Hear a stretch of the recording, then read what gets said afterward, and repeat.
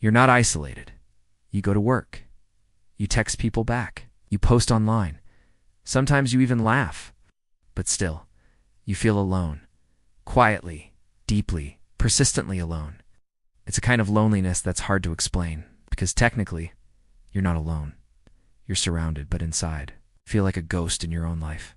The kind that follows you into crowded rooms, lingers even when you're making conversation, showing up, smiling. It's not dramatic. It doesn't look like isolation. Hey, from the outside, you seem fine. But inside, it's like you're watching your life through glass. Present, but not quite connected. And connection doesn't just mean presence. It means resonance. It means being felt. It means being real. This video is not about fixing you. You're busy, you're functioning, you're around people. Because at least when you're alone, the ache makes sense. We learned how to be pleasant, not vulnerable. How to be productive, not honest. We avoid saying the things that might make others uncomfortable. And that busyness becomes a shield. One that keeps us protected, but also keeps us separate. We keep our sadness quiet, our confusion hidden, our longing silent. And even though we're technically with people, it doesn't feel like we with them. It feels like we near them, next to them, but not really with them. We learn to value fitting in more than being real. And fitting in often requires you to shrink the parts of yourself that feel too heavy, too intense, too much. When you're surrounded and still feel invisible, it creates confusion, even shame. So we keep editing ourselves and wonder why we feel unseen. But when you never share the full story, you never get to find out who's capable of expanding with you. And loneliness, while painful, can feel safer than rejection. You think, what's wrong with me? Why can't I connect like everyone else seems to? You want to be loved as a whole, even in your mess, even in your uncertainty, even when you don't have it all together. And still, something feels missing. It's not that people are ignoring you. They're just not seeing you, not the real you, not the layered, complex, soft, struggling version that lives beneath the surface. Maybe it's because connection was never meant to happen on a surface this thin. But something's missing. A softness, a closeness, a sense that you're seen without effort.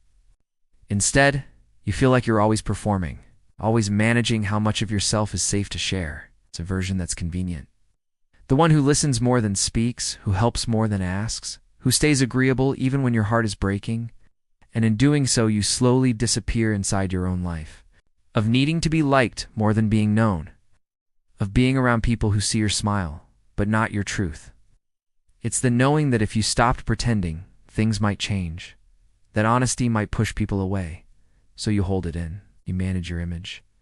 You swallow your truth. And a part of you starts to wonder if being known is worth the risk.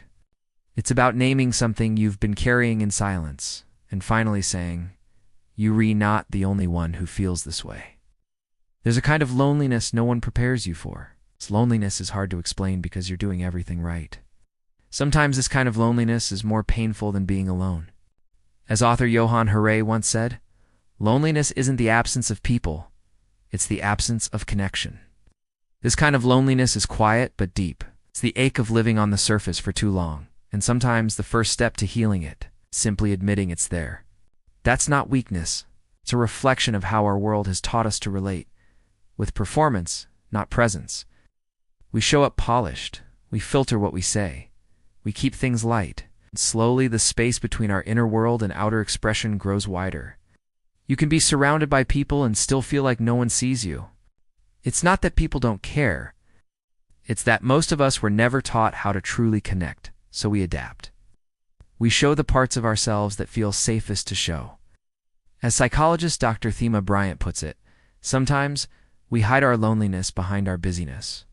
We start to believe that being known is risky, that if we show too much, we'll be rejected. But maybe the disconnect isn't because you're broken. There's a specific kind of ache that comes from being invisible while present. You show up, you participate, you play your role. Instead, you become the version of yourself that's easiest to accept. What hurts most isn't just the lack of connection. As author Nayyirah Waid once wrote, some people when they hear your story contract. Others upon hearing it expand. And this is how you know. So you stay quiet. Not because you want to connect, but because your past taught you that visibility can be dangerous. But deep down, you don't want to be admired for the mask. And that begins with the courage to let yourself be seen. We often confuse contact with connection. We think, if I'm around people, I shouldn't feel lonely. But proximity doesn't guarantee intimacy. You can be in a room full of people and still feel completely alone, not because you're unseen, but because you're not being known. Connection is what's been heavy on your heart lately. Contact can be efficient, polite, surface level. Connection requires slowness, honesty, risk.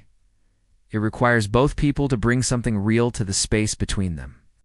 Contact is about interaction. Connection is about resonance. Contact is, how's your day? Our days are filled with group chats, comment sections, passing conversations. But if we don't make space for connection, we end up mistaking activity for intimacy and wondering why we feel so empty. It looks like community but feels like distance, because depth takes time, and most of us are too busy to slow down long enough to feel anything real. Some won't know what to do with your softness, but others, the right ones, will exhale when you do.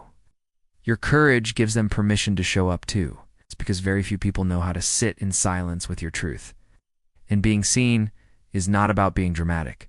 It's about being present with what's real, without trying to manage anyone's reaction to it. Sometimes it looks like someone sitting quietly beside you while you cry. Sometimes it sounds like a pause, a real one. After you say something honest, and they don't rush to fix it. They just stay. And maybe you haven't been taught how to offer that to others either. Maybe that's what you've needed all along. Not to be fixed, not to be impressive, but simply to be seen. It means you're ready for something deeper, something real, something slower and more sacred. And that's where belonging begins. Not when everyone sees you, but when you stop hiding from yourself.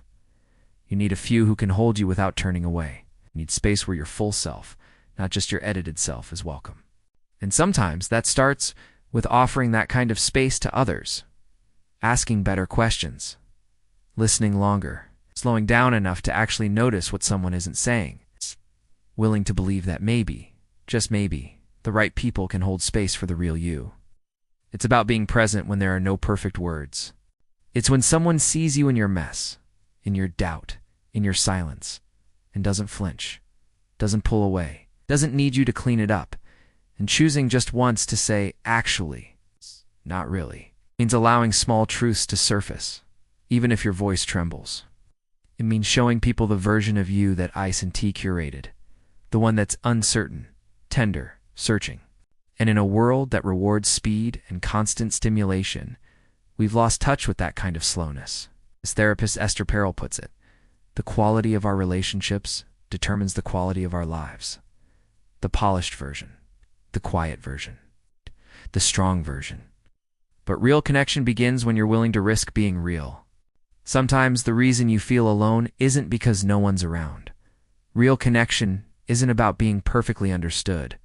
It's about feeling safe enough to be misunderstood and still stay. Letting yourself be seen is one of the bravest things you can do, especially when you spent years hiding behind versions of yourself designed to protect you. That doesn't mean oversharing. It means honesty. It means noticing when you're tempted to say, I'm fine, this kind of vulnerability doesn't guarantee closeness. Not everyone will know how to meet you there. Some will contract. As researcher Brown reminds us, vulnerability is the birthplace of connection. Letting yourself be seen is not about being fearless. It's about being willing.